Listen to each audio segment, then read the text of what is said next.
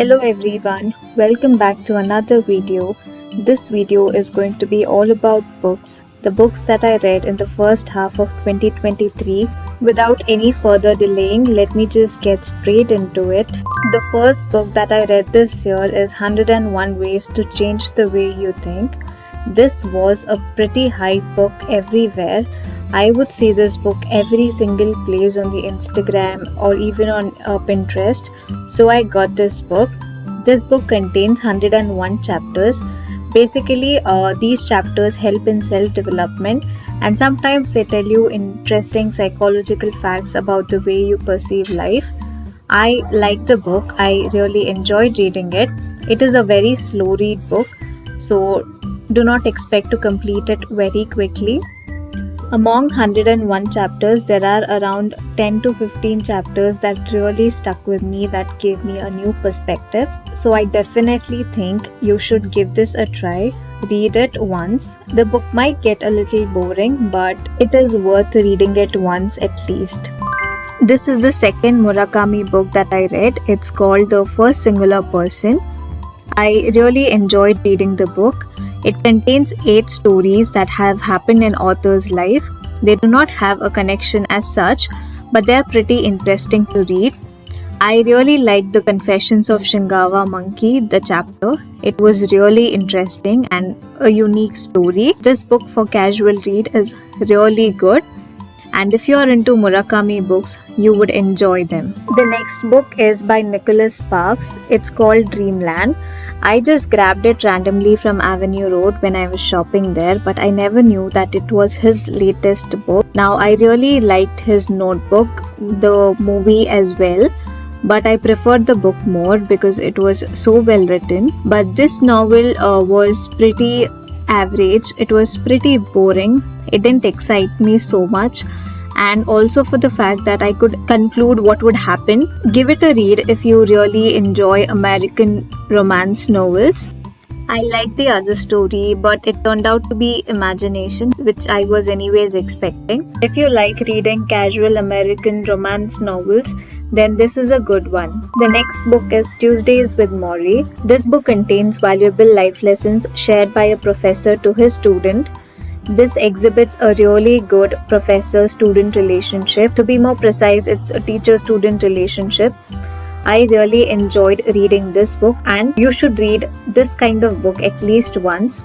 It is not personality development. It is not anything that motivates you for an instant.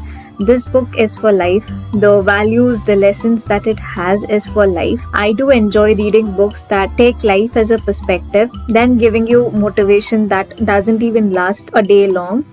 This book gives you a big perspective, and I'm so happy that this book is introduced as a textbook. I wish this was a textbook in my times because it is really good with valuable lessons. The life lessons are invaluable in this book. The lessons that you get in this book are coming from a person who is about to die, so you know how valuable and important those lessons are going to be. Give it a try. I would highly recommend you read this book. Like the Flowing River from Paul Coelho. Now, I've read his Alchemist and I really wanted to know what kind of author he is, meaning the lessons, the values, the principles in his life. Once I like an author, I do have to research about the lessons and principles in his life.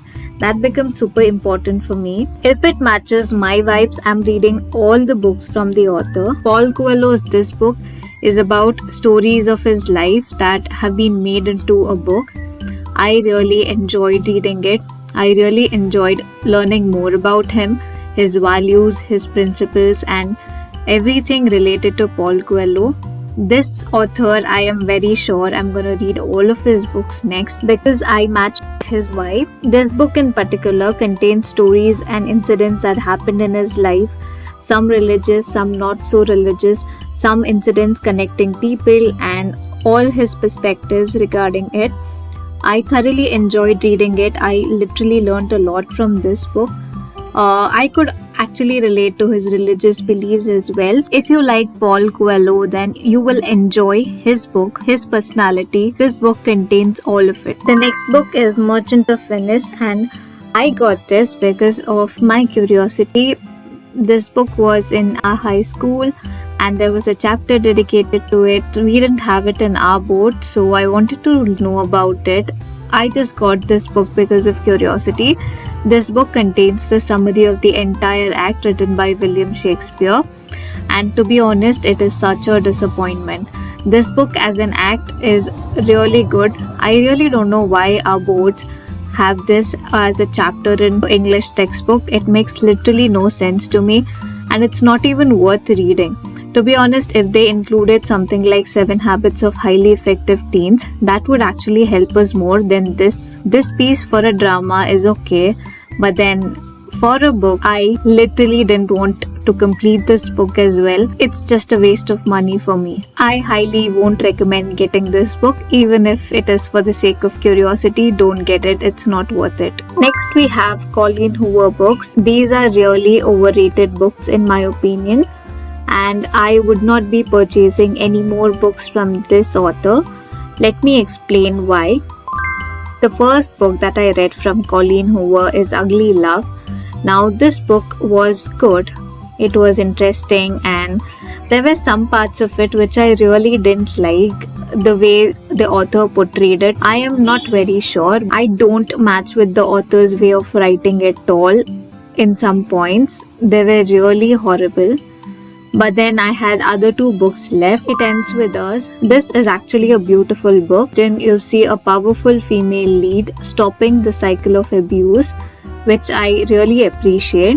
But there were some parts of this book that felt exactly same as described in Ugly Love.